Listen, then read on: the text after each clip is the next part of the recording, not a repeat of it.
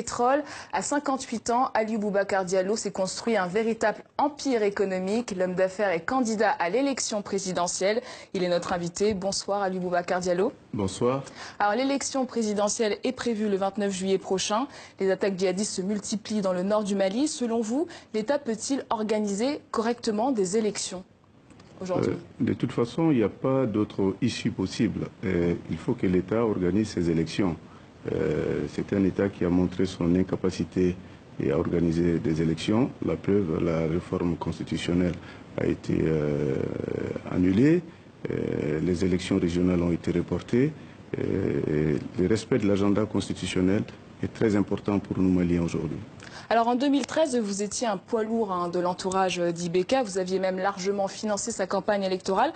Quel était l'intérêt pour vous de le financer à cette époque? Nous avons soutenu Ibeka en 2013 pour la paix au Mali. Pour la paix au Mali, on pensait que c'était l'homme de la situation. Mais aujourd'hui, je suis meurtri. J'ai mal pour mon Mali. J'ai mal.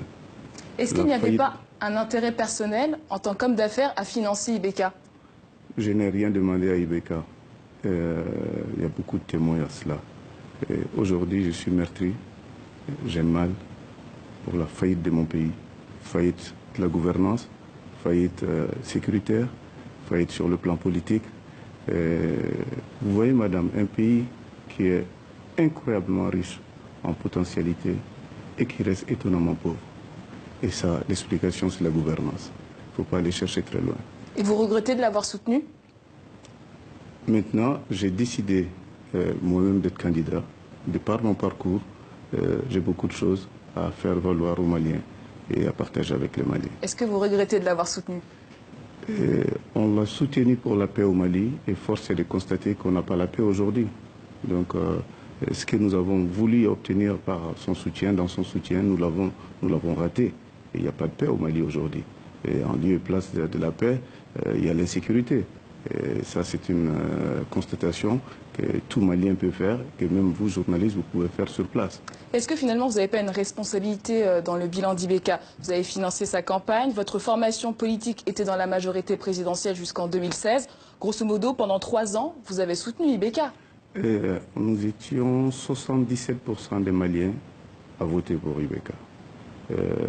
Parce qu'on avait pensé que c'était l'homme de la situation. Et au bout de 3 ans, on a vu que la gouvernance n'était pas au rendez-vous. Le pays était en proie à des rébellions à n'en plus finir, et à des mouvements terroristes à répétition. Nous avons décidé donc de quitter la majorité. Je ne pense pas que les 77% des Maliens qui ont voté pour Ibeka sont responsables de la faillite de la gouvernance. Alors vous avez plus d'expérience dans le milieu des affaires qu'en politique. Est-ce que c'est votre statut de milliardaire qui vous permet de prétendre à la présidence aujourd'hui? Moi, bien avant mon engagement politique, mon ADN d'entrepreneur et de philanthrope est une preuve pour tous les Maliens que ce n'est pas la politique qui fait que je fais aujourd'hui des promesses pour les Maliens. J'ai toujours participé à la valorisation des grandes ressources de notre pays et au profit des Maliens. J'ai créé énormément d'emplois. Je peux faire la même chose pour le Mali et je suis convaincu qu'avec l'arrivée d'un entrepreneur à la tête du Mali, les Maliens pourront rétablir la confiance qui a été rompue par Ibeka. Il nous reste une poignée de secondes. Si demain vous êtes élu président de la République, quelle est la première mesure concrète que vous prenez?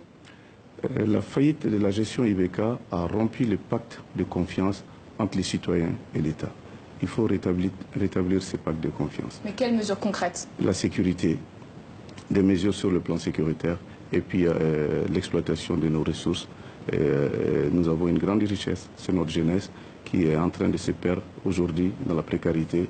Et je pense qu'il est possible, avec cette jeunesse, avec les femmes et les jeunes du Mali, de réussir le plan que nous avons pour le Mali.